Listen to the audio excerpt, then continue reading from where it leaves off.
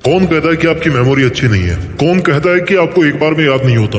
आपकी लाइफ में ऐसी बहुत सारी बातें हैं, ऐसे बहुत सारे इंसिडेंट्स हैं जो केवल और केवल एक बार हुए थे आपकी लाइफ में, लेकिन आप उनको मरते दम तक नहीं भूलोगे। अगर कोई आपको आज थप्पड़ मार दे तो आप उस घटना को कभी नहीं भूलोगे। आपकी मेमोरी बहुत अच्छी है। हर इंसान की लाइफ में कुछ बातें ऐसी जरूर होती है जो उसको उसके जन्म से लेकर या उसको जब से समझ आना शुरू होती है तब से लेकर उसकी मौत तक अच्छी तरह से याद रहती है। वो बातें वो इंसान कभी नहीं भूलता। और ताजुब की बात देखो, वो बात उसकी लाइफ में केवल एक ही बार हुई थी, लेकिन फिर भी उसको हमेशा याद है। ऐसा क्यों होता है? जबकि स्टूडेंट्स बेचारे एक टॉपिक को 20 बार पढ़ते हैं और 20 बार पढ़ने के बाद भी उनको वो टॉपिक याद नहीं होता। और ये जो 1 सेकंड की घटना थी ना कि किसी ने आपको थप्पड़ मार दिया, वो आप हमेशा याद रखोगे।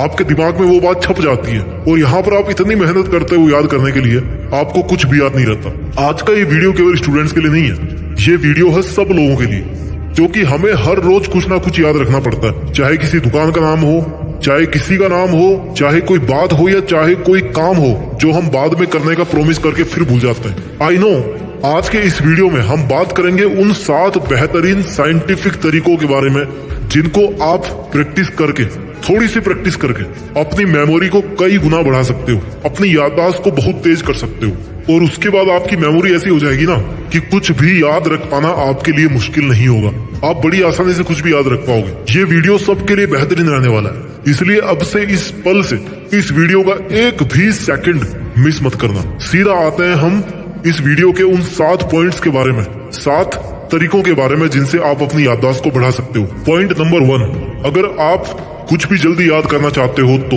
इस पॉइंट को ध्यान से समझना। दिक्कत क्या है कि हम पहले ही ये मान लेते हैं कि यार इस चीज को याद रखना बहुत ज्यादा जरूरी नहीं है, या फिर हमारे पास में दूसरे ऑप्शन होते हैं याद करने के, याद रखने के किसी भी चीज को। फॉर एग्जाम्पल, आज कितने लोग ऐसे होंगे जिनको अपने सभी फैमिली मेंबर्स का फोन नंबर याद होगा? बहुत कम लोग होंगे, रेयरली कोई होगा।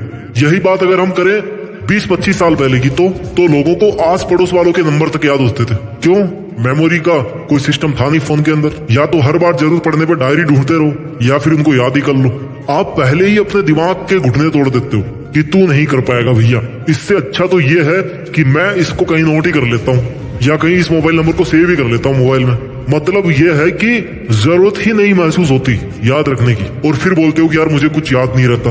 आपको सबसे पहले अपने आप को इस बात के लिए कन्विंस करना पड़ेगा कि भले ही आपके पास में नोट करने के बहुत से साधन हैं, लेकिन आपको उस चीज को मेमोराइज करना है, आपको उस चीज को याद करना है। सबसे पहले आपको अपने दिमाग को सिग्नल भेजना है कि भैया मुझे ये याद करना है, कि भैया तुझे ये याद करना है। Point number 2, identify the uniqueness for that information. अगर आपको कोई भी चीज याद करनी है तो ऐसा अलग क्या है उस चीज में, उस बात में ऐसी क्या यूनिकनेस है जो बाकी और बातों में नहीं है। जैसे कोई आपको थप्पड़ मारता है, यूनिक है ना, उसमें आपको तकलीफ होती है कि यार उसने मेरे को थप्पड़ क्यों मार दिया।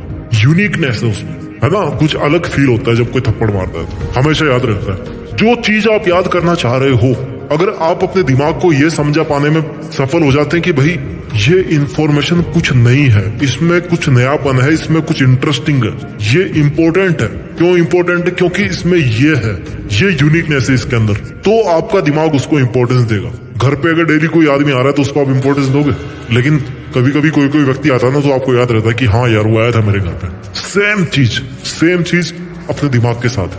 अगर कोई चीज यूनिक है, आपको लग रहा है कि ये कुछ अलग है, तो आपका दिमाग उसको अलग ही ट्रीट करेगा, उसको अलग वैल्यू देगा। अगर आप कुछ याद कर रहे हो तो आप ये देखो कि इस टॉपिक में ऐसा क्या है नया, ये इतना इम्पोर्टेंट क्यों है। और जब आपको ये पता पड़ेगा कि ये इतना इम्पोर्टेंट क्यों है, तब आप उसको अपने आप याद करोगे। Point number 3, associate the informations as much as you can with other things या विद ईच अदर। कहने का मतलब है भाई देखो, सीधी बात, जो आपको पढ़ना है, जो इन्फॉर्मेशन आपको अपने दिमाग को बोलना है कि भैया इसको याद कर ले, उस इन्फॉर्मेशन को आप बाकी चीजों से रिलेट करके दिमाग को समझाओ। रिलेट मतलब कि उसको जोड़ करके कि देखो इससे इसका ये लिंक है, ये चीज अलग है लेकिन इसका लिंक ये है। फॉर एग्जाम्पल, आप कोई रास्ता कैसे याद रखते हो? कोई आपको जब रास्ता बताता है तो कैसे बताता है? उसको कैसे याद रहता है रास्ता? कि भैया सामने वो टी पॉइंट दिख रहा है, वहां से 200 मीटर आगे जाना, लेफ्ट साइड में एक बेकरी की दुकान होगी, उस बेकरी की तरफ मुड़ जाना लेफ्ट साइड में, और 50 मीटर पे राइट साइड में एक मोबाइल की दुकान होगी, उसके बगल में ही वो दुकान है जो जहां पर आप जाना चाहते हो। आपने इंफॉर्मेशन को आपस में लिंक कर दिया कि पहले वहां जाओ, वहां पर ये है, वहां से फिर आपको ऐसे जाना है। तो वो जो बीच में वो जो बेकरी की दुकान है, दैट इज द लिंक। वो जोड़ रही है आगे के रास्ते को और पीछे के रास्ते को। उस पॉइंट को आपको पहचानना है कि इन दोनों इंफॉर्मेशन की लिंक क्या है। जब क्राइम इन्वेस्टिगेशन होता है तो कैसे पूछते हैं वो कि इसके पहले क्या हुआ, अच्छा बताओ इसके पहले आप कहाँ थे, अच्छा बताओ इन दोनों इंसिडेंट के बीच में क्या हुआ था, है ना। इंफॉर्मेशन को एसोसिएट करना सीखो। इससे आपको हेल्प मिलेगी कि आपको जो ऑलरेडी चीज पता है उससे कनेक्ट करके ही आप उस चीज को, नई चीज को याद रख सकते हो। Point number 4, use the information as many times as possible. कभी क्या आप अपने घर का रास्ता भूलते हो? कितना ही बीमार हो, कितना ही अंधेरा हो, कुछ भी हो जाए, आप घर तो पहुंच ही जाओगे, इतना तो पक्का है। क्यों? क्योंकि आप उसको हमेशा करते हो, हर रोज करते हो, और अपने दिमाग के लिए वो इतनी कॉमन चीज बन गई कि अब उसको याद करने की जरूरत ही नहीं है। हमारा दिमाग भी ठीक वैसे ही हमारा एक बॉडी पार्ट है, जैसे हमारा हाथ हो, हमारी कमर हो, हमारी टांग हो। अगर आप डेली रनिंग करोगे ना तो आपका पैर कभी नहीं दुखेगा, आप तेजी से दौड़ पाओगे। अगर आपने 10 दिन का ब्रेक दे दिया बीच में, 10 दिन तक अगर आप नहीं दौड़े, तो आपके पैरों की तरफ से रेजिस्टेंस पैदा हो जाएगा कि भाई अब मैं तैयार नहीं हूं, मुझे थोड़ा टाइम चाहिए, मैं ट्रेंड नहीं हूं।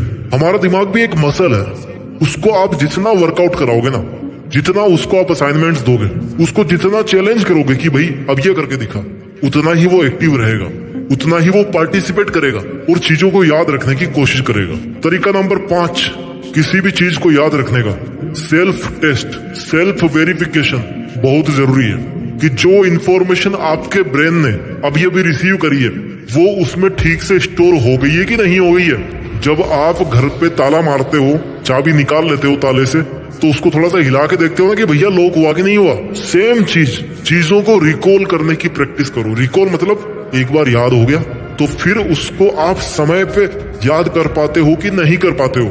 आप ये बताओ, आप कोई भी चीज याद क्यों रखते हो? ताकि वो आपको बाद में कभी काम आए, है ना। और अगर जरूरत पड़ने पे वो आपके दिमाग से बाहर ही नहीं निकल रही है तो फिर क्या फायदा याद करने का? आपने पहले भी टाइम वेस्ट किया, अब भी आप टाइम वेस्ट कर रहे हो।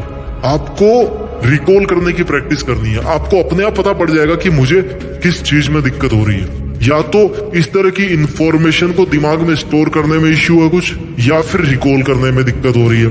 कई बार आपको जब टीचर क्लास में कुछ पूछते होंगे ना कि इस सवाल का जवाब दो, तो आप उस टाइम पर नहीं बता पाते हो। आपको लगता है कि यार आता मैंने पढ़ा ही है, लेकिन याद नहीं आता। लेकिन फिर जैसे कोई आपको बताता है कि यार इसका आंसर तो ये था, तब आप सोचते हो कि अरे यार ये तो मेरे को पता था, उस टाइम पे क्यों नहीं याद आया। इसका मतलब ये है कि आपका दिमाग इंफॉर्मेशन को स्टोर तो कर रहा है अंदर अपने, लेकिन उनको वापस नहीं निकाल पा रहा है, वापस नहीं ढूंढ पा रहा है कि वो इंफॉर्मेशन पड़ी कहाँ है। इट मीन्स कि आपको समझ में सब आ रहा है, लेकिन उसको वापस याद करने के लिए आपको प्रैक्टिस की, आपको रिवीजन की आवश्यकता है। अब वो रिवीजन कितने टाइम पे करना है